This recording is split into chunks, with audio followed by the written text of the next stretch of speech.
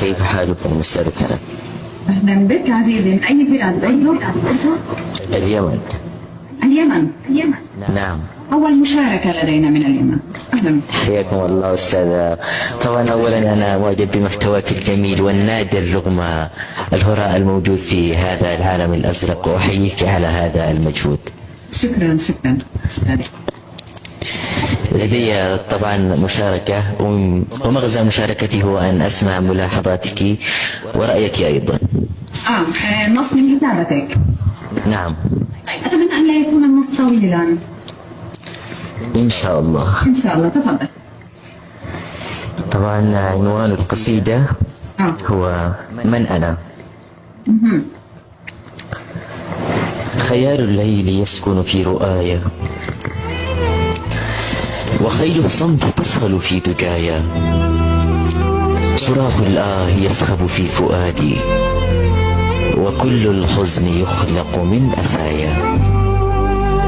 سؤال كشر الأنياب نحوي، ويسألني بعنف من أنايا. يعاتبني ويضنيني بماذا، ويسأل من أنا ولما حنايا. يحاول مقتلي ويريد سلبي، فأهرب نحو أحضان المرايا.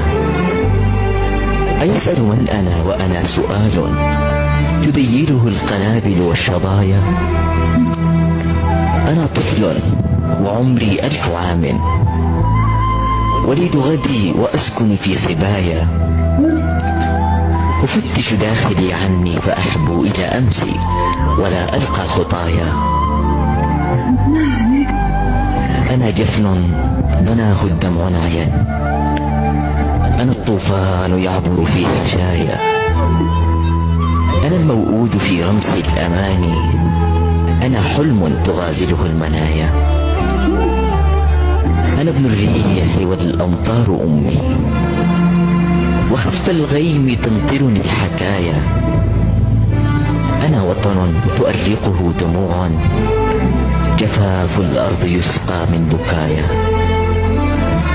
أنا لون سماوي حرون، أكابر أن أعيش بلا سمايا.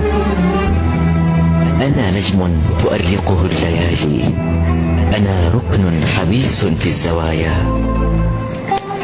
أتعرفني لتقرأ صمت بوحي، أتدرك ما تخبئه شفايا. أنا عني فقيد لم أجدني، وتحملني كما طفل يدايا. أواري داخلي أوجاع قومي، وأحمل فوق أكتاف الضحايا.